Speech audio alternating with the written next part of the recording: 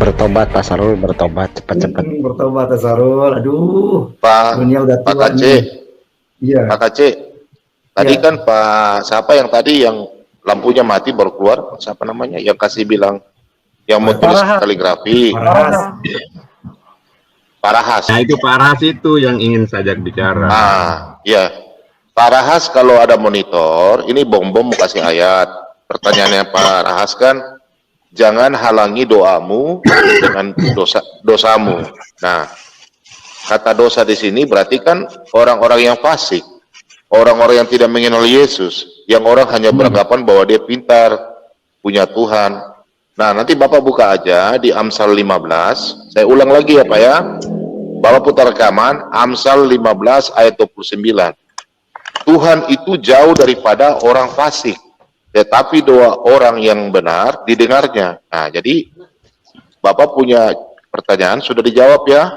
Jadi kalau Bapak orang fasik berarti doa sudah dijawab. Tapi kalau Bapak percaya Tuhan Yesus, doa didengar Pak. Terima kasih. Silakan Pak Aceh. Oke. Ada makan kan?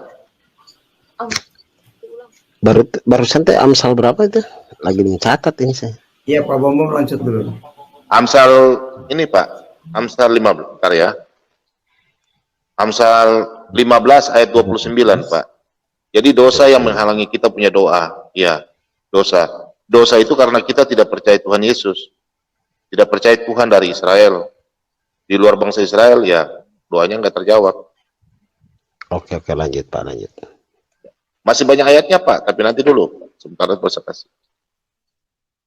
Lanjut Pak Aceh. Baik, Pak Sarul, tunjukkan ayatnya di Al-Quran bahwa Muhammad akan menyelamatkan. Jangan Anda mengatakan Muhammad KC cacat mental. Kalau Anda paham Quran, tunjukkan ayatnya di Al-Quran bahwa Muhammad akan menyelamatkan umatnya. Silakan. Atau di hadis juga boleh. Di mana ayatnya? Pak Sarul? Coba mic-nya Pak Sarul dibuka. Coba mic-nya Pak Sarul dibuka. Di mana ayatnya Muhammad akan menyelamatkan umatnya di Al-Quran? Silakan.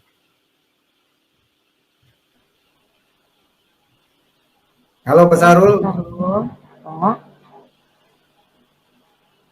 Pak Sarul ingin berdiskusi atau tidak?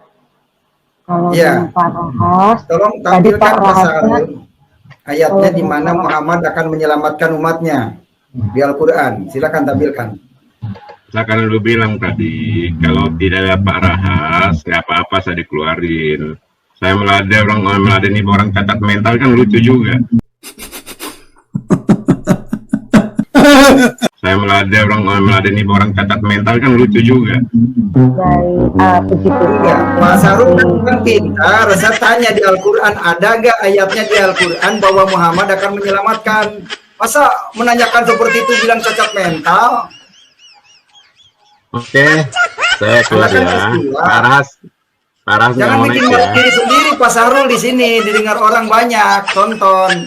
Jadi Anda jangan bisa memponis orang cacat mental. Sekarang saya minta dalil yang Anda ketahui Muhammad akan menyelamatkan, di mana ayatnya? Untung nggak dibilang herder. Di mana ayatnya Pak Sarul? Dalil. Ya, biar dalilnya tampilkan Pak Sarul kalau memang Anda tahu ya. Kalau tidak tahu jujur angkat tangan, udah mikir ya. Jadi jangan Anda mengatakan cacat mental segala macam. Anda yang normal coba saya tanya dalil, tanya ayat, bisa nampilkan nggak?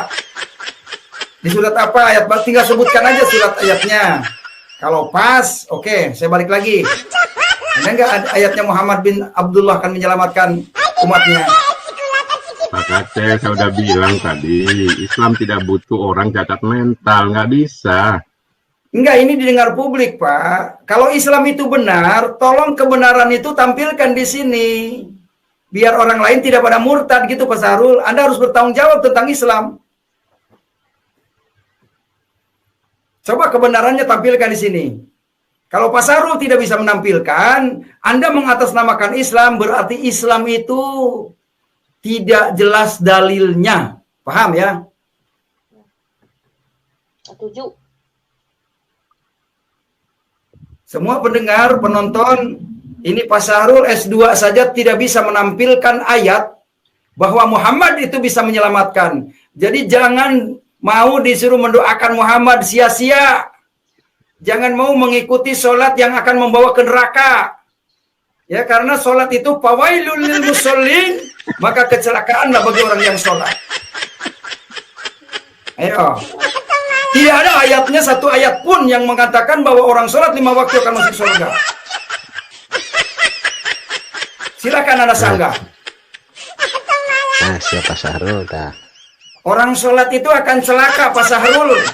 Dan tidak ada ayatnya Muhammad bisa menyelamatkan. Jadi Anda rugi nanti di akhirat.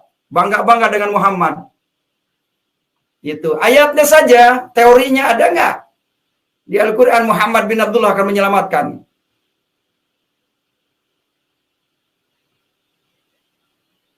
Kalau tidak ada ayatnya, mari umat Islam berpikir sebelum saudara masuk neraka kekal. Karena Al-Quran mengatakan orang sekali masuk neraka maka kekal di neraka. Sebagaimana dikatakan surat 43 Al-Zuhruf ayat yang ke-74. Innal mujrimina fi adzabin nari jahannam khalidun. Sesungguhnya orang berdosa akan disiksa di dalam neraka kekal selamanya. Tidak ada setelah masuk neraka akan masuk surga. Nah ini Pak Syahrul kalau memang meyakini bahwa umat Islam setelah masuk neraka akan diangkat ke surga, ayatnya di mana Pak Syahrul? Ayatnya ada di mana Pak Syahrul? Gara eling Pak Syahrul, dunia sudah corona.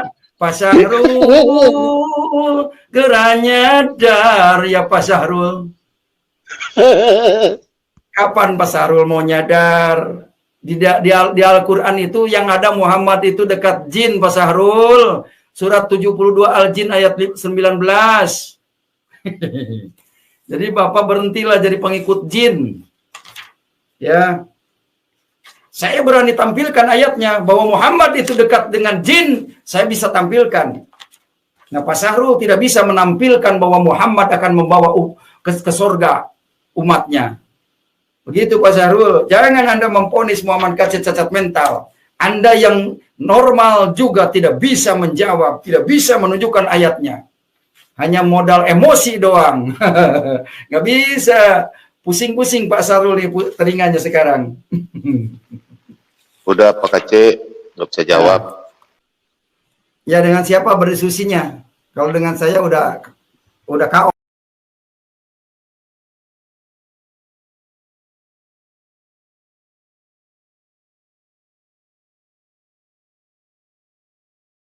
Saya perhatikan dan saya ikuti perkembangan umat kita dari waktu ke waktu. Beberapa tahun belakangan ini Bapak Ibu, banyak sekali orang-orang Islam yang murtad. Betul. Banyak sekali yang murtad. Bukan hanya dari kalangan orang-orang yang awam. Bukan hanya dari kalangan orang-orang yang miskin. Bahkan sampai kepada kalangan yang intelektual. Orang-orang yang berada secara ekonomi. Sekarang terjadi fenomena pemurtadan. Betul.